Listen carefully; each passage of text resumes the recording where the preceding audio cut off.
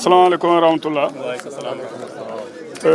Minen on calmina ko idi fof minen calmina ardo men Ceerno Abdourahmane mo gandanɗa hoorema kan woni ardo national ardo haaɓoɓe o fotani tan e haaɓoɓe mais ardo fulɓe fof.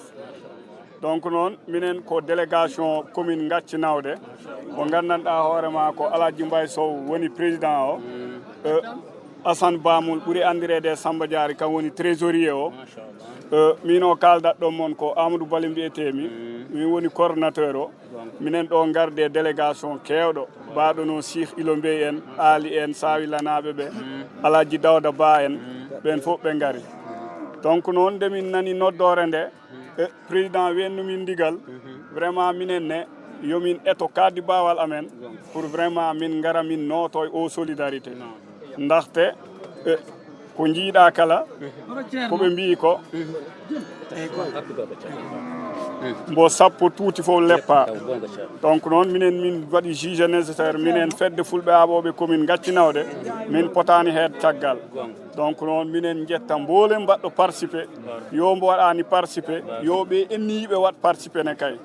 Donc min kawridino une somme de ujunnaji 32,4 te inchallah collecte o mbo continue kala ko ɗumanini bamin ɗumanini bamin continue inchallah minen mbaɗa profito e occasion he min mbaɗa lance numéro Samba Simbara o ndakko ndigal Ceerno Abdourahmane kan wino yo numéro o waɗe partagé pour que kala mo gandanɗa hoorema ɗa yiɗi wat participé ɗa ɗum hen wawi natnan directement Wave mba Orange Money.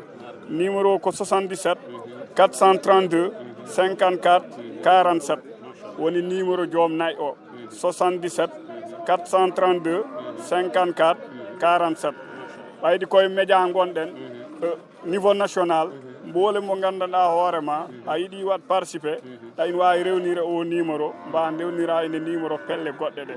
Donc minen jetta yimɓeɓe foof minen jetta président amen minen jetta membre bureau o foof minen jetta mboolem jeeyaɗo commune Gacci Nawde. Assalamu aleykum wa rahmatullah.